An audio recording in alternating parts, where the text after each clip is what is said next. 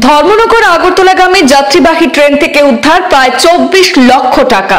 মোটা অঙ্কের নগদ টাকা সহ রেল পুলিশের হাতে আটক এক স্বর্ণ ব্যবসায়ী।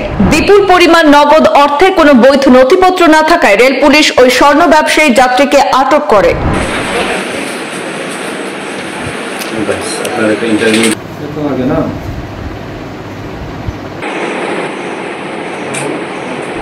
উত্তর ত্রিপুরা জেলার পানিসাগরের ধর্মনগর আগরতলাগামী যাত্রীবাহী ট্রেন থেকে মোটা অঙ্কের নগদ টাকা সহ এক ব্যক্তিকে আটক করে রেল পুলিশ।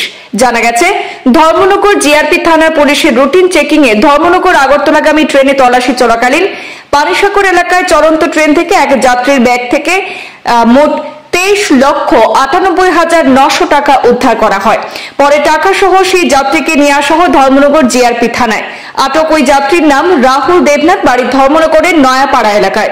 ধর্মনগর শহরের ডিএল মার্কেটে অঞ্জলি জুয়েলারি নামে একটি দোকান রয়েছে। সে টাকা করে আগরতলা তার মহাজনকে দিতে নিয়ে যাচ্ছিল।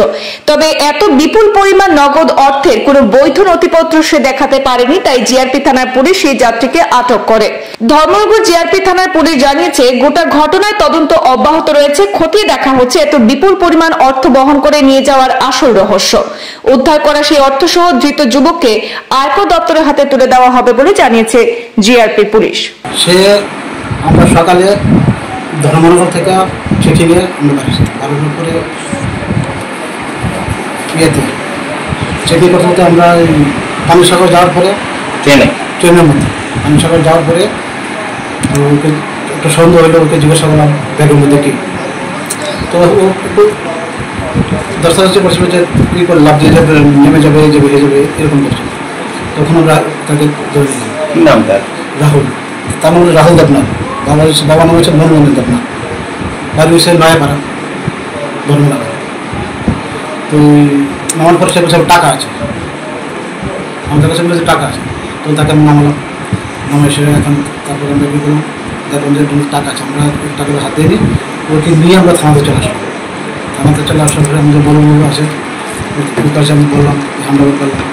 করার পরে যখন আমরা স্টেট ব্যাঙ্কে আমরা একটা অ্যাপ্লিকেশন দিয়েছি, ওদেরকে বললাম যে আমাদের এখানে আসো, আমাদের টাকাগুলো গণে দেওয়ার জন্য। ওরা মেশিন টেশিন সমস্ত কিছু নিয়ে আসলো, আসে ওরা দেখলো টাকাগুলো গণা টুলে দিয়ে এখানে 23,58,900 টাকা আছে। টাকাটা আমরা রিকভারি করেছি। সে কোথায় নিয়ে যাচ্ছিল বা কোনো কিছু জানি? সে বলছিল আগরতলা নিয়ে যাচ্ছে। সে এরকম বলছিল আমরা আগরতলা নিয়ে যাচ্ছি। আগরতলাতে তারা হ্যাঁ কি ব্যবসা করে নাকি ইয়ের দোকান আছে, তার স্বর্ণকার। সে বলছে তাকে স্বর্ণকারের দোকান আছে, তো সেই জন্য স্বর্ণ নিয়ে আসবে বা কিছু জিনিসপত্র নিয়ে আসবে, সেজন্য টাকা নিয়ে আসছে। তার সাথে কেউ ছিল কি? না, তার সাথে কার কেউ ছিল না, সে একা ছিল। সে কি সোনার দোকানের ব্যবসায়ী? সে বলছে যে সোনার দোকানের ব্যবসায়ী, কিন্তু সেই ব্যবসায়ী না, কিন্তু তার দোকান আছে একটা জুয়েলারি, একটা দোকান আছে। কোথায়? ধর্মনগরে একটা জুয়েলারি দোকান আছে। টাকাগুলো তো কোনো বৈধতা পাওয়া গেছে না? এখন তো টাকার কোনো পাওয়া যায়নি। এখন বৈধতা হচ্ছে আমরা ওটাকে ট্যাক্স অফিসে আমরা জমা দেবো, ওদেরকে আমরা চিঠি লিখেছি, ওরা নিয়ে যাবে, ওরা বাকিটা দেবে। কটার সময় ধরা পড়েছে? ধরা পড়েছে 6:30 থেকে 7টার মধ্যে সকালে। কোন ট্রেন সাইডে ছিল? এটা সব লোকাল ট্রেন আছে, লোকাল ধর্মনগর টু আগরতলা যে ট্রেনটা ছিল, যে ট্রেনটা, ওই ট্রেনটা। আপনাদেরকে আগে থেকে খবর ছিল নাকি রুটিন? আগে থেকে তো এরকম ছিল বলতে, এরকম একটা খবর আছে আমাদের এসবি থেকে, বিভিন্ন থেকে খবর আছে। আমরা চেকিং করি, সেই হিসাবে আমরা চেকিং দিতে। Thank you.